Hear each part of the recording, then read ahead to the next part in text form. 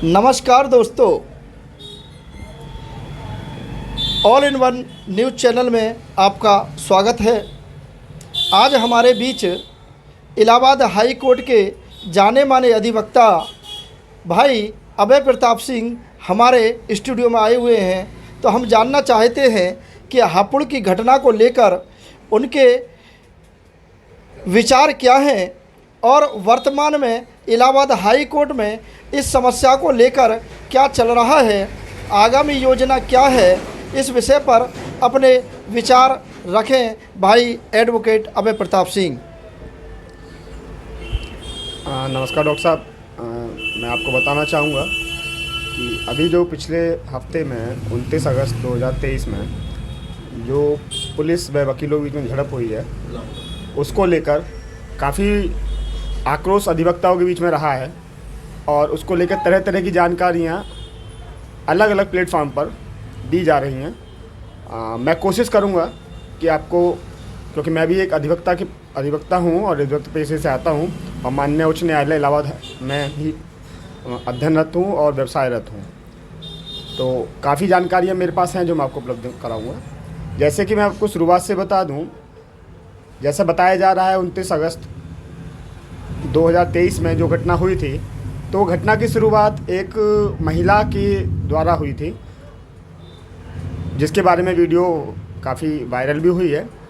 उस घटना को सभी ने देखा होगा, उसके बारे में ज़्यादा जाना उचित।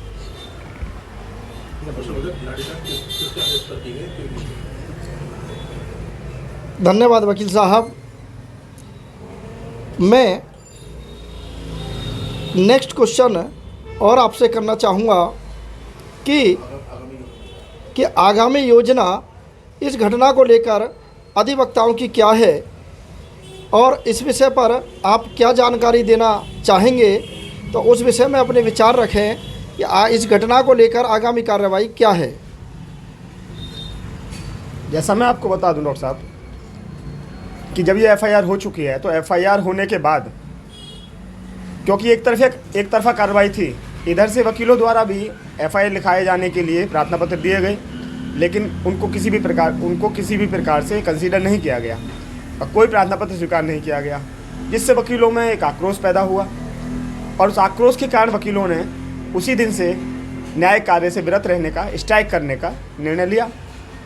उस स्ट्राइक का प्रभाव यह हुआ कि bar council of Uttar Pradesh के अध्यक्ष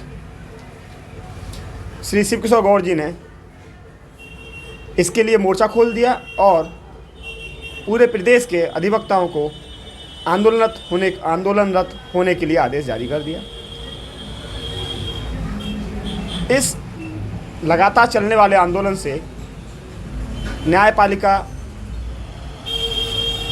और न्यायिक कार्रवाइयाँ प्रभावित हुई और प्रभावित होने के उपरांत माननीय उच्च न्यायालय के मुख्य न्यायाधीश श्री प्रीतिंकर दिवाकर जी ने इस पर स्वतः संज्ञान लेते हुए, क्योंकि माननीय उच्च न्यायालय इलाहाबाद हाई कोर्ट में भी इस पर संज्ञान लिया गया, ने भी हड़ताल की हुई थी, तो चीफ जस्टिस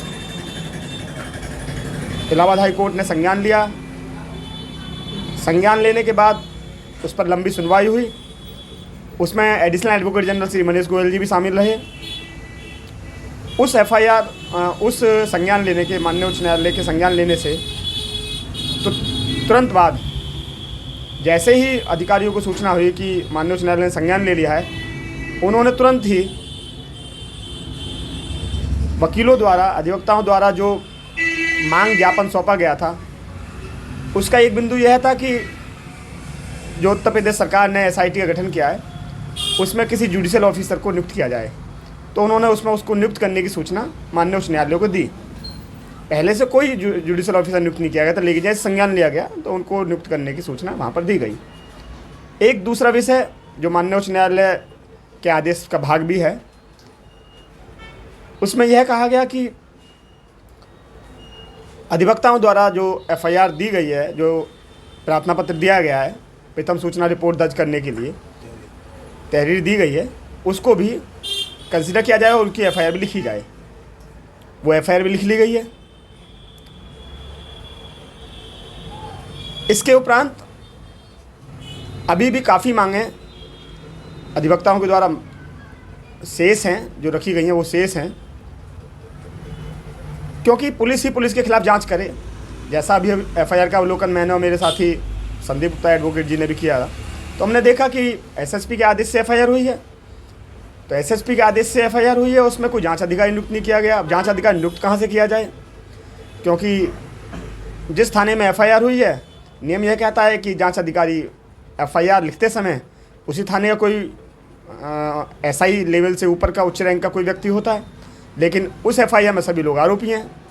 तो कैसे कोई अधिकारी उसमें जांच अधिकारी नियुक्त किया जाए, एक विषय यह है। दूसरा विषय आगे क्या हो सकता है, तो जहाँ तक मेरा मानना है आगे क्या संभावना है, तो आगे फेयर इन्वेस्टिगेशन तो इसमें हो नहीं पाएगी। तो फेयर इन्वेस्टिगेशन इसमें नहीं हो पाएगी, तो इसलिए इसमें किसी और एजेंसी से जांच कराए जाने के लिए वकीलों की मांग रहेगी। आगे के लिए डॉक्टर रतन बताइए। धन्यवाद अधिवक्ता महोदय। जैसा कि गौरतलब है कि राज्य विधिक परिषद के आह्वान पर समस्त उत्तर प्रदेश के न्यायालय परिसर में डीजीपी उत्तर प्रदेश और प्रमुख सचिव का पुतला दहन किया गया। तो इस चीज़ का और इस हड़ताल का सरकार पर क्या प्रभाव पड़ रहा है, उस विषय में आपके क्या विचार हैं, मैं जानना चाहता हूं।